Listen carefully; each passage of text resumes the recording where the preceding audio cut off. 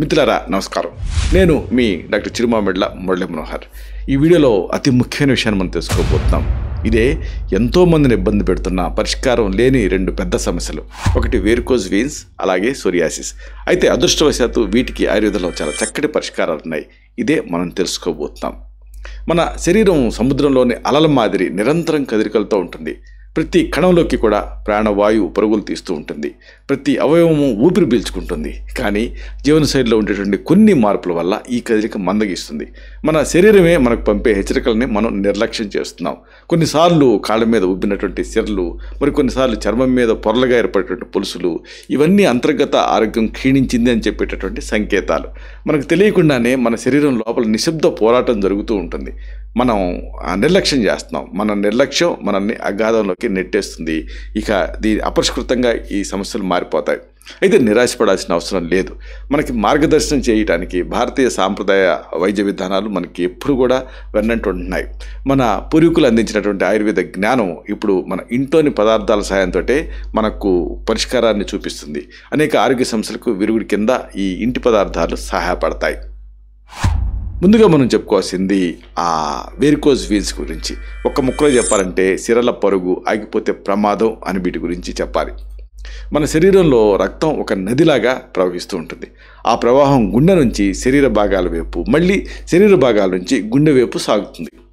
ఈ క్రమంలో కాళ్ళలో రక్తం గుండె వైపు వెళ్ళటానికి సిరలు అంటే వెయిన్స్ ప్రధాన మార్గాలు. అయితే కొన్ని కారణాల వల్ల ఈ సిరలు వాటి పనిని సరిగ్గా చేయలేవు. అప్పుడు రక్తం కాళ్ళలోనే నిలిచిపోయి ఆ సిరలు వాపుకి గురవుతాయి. ఈ సమస్యని వైద్య పరిభాషలో వేరికోజ్ వెయిన్స్ అంటారు.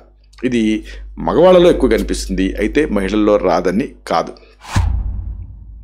ఈ సందర్భంగా మనం చెప్పుకోవాల్సింది వేరికోజ్ వెయిన్స్ కోసం కొన్ని మంచి ఇంటి చికిత్సలను తెలుసుకుందాం. సాధారణంగా మార్కెట్లో దొరికేటువంటి పైపోత మందులు చాలా ఖరీదుగా ఉంటాయి. ఇక లేజర్ ట్రీట్మెంట్లు ఇవన్నీ చాలామందికి అసలు అందకుండానే ఉంటున్నాయి.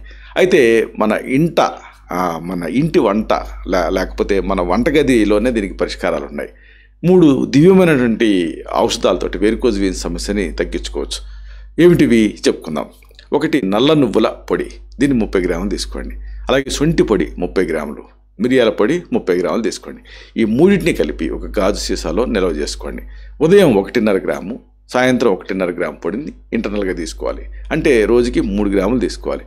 ఈ పొడిని తేనెతో కానీ, పల్చటి మజ్జిగతో కానీ, పల్చటి పాలతో కానీ తీసుకోవచ్చు. గోరువెచ్చని నీళ్ళలో కలిపి కూడా తీసుకోవచ్చు. ఈ పొడిని తయారు చేసిన తర్వాత వెంటనే వాడటం మంచిది. నిల్వ చేస్తే మళ్ళీ దాని తాలూకు ఔషధ అంశ తగ్గిపోతుంది.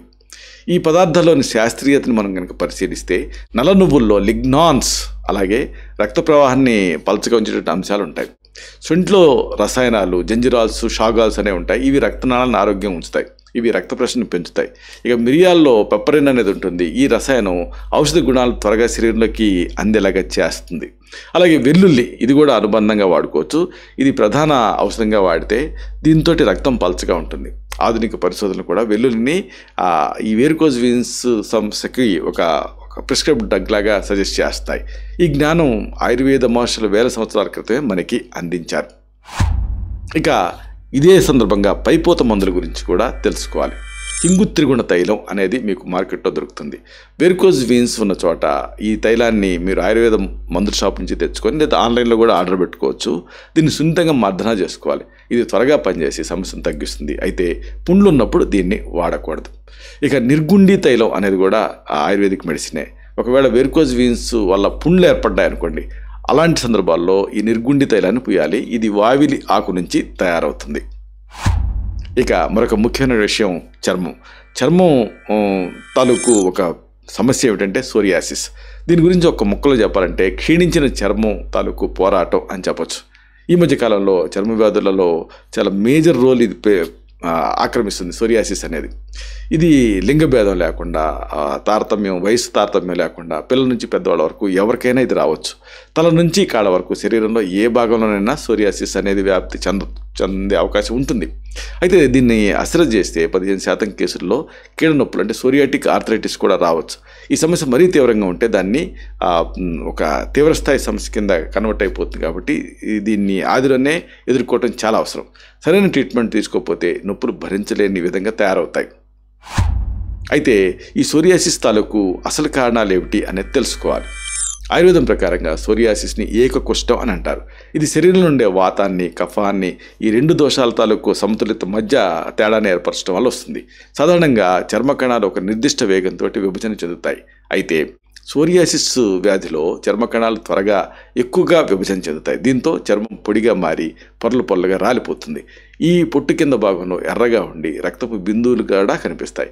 ఈ వ్యాధి సీజన్తో సంబంధం లేకుండా మామూలుగా వస్తూ ఉంటుంది. అయితే వింటర్లో ఎక్కువ అవుతుంది. ఈ సందర్భంగా వేర్కోజ్ వీన్స్ కోసం, అలాగే సోరియాసిస్ కోసం ఇలాగా మనం ఇంటి చిట్కాలు చెప్పుకుంటున్నాం. సోరియాసిస్ కోసం ఇప్పుడు చిట్కాలు తెలుసుకుందాం.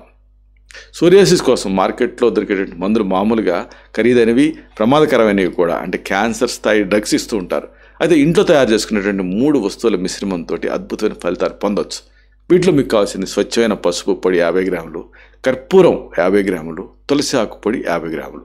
ఈ 3 పొడుల్ని బాగా కలిపి గాజు సీసాలో ఉంచుకోవాలి. ఈ పొడికి తగినంత కలబంద గుజ్జుని కలపాలి.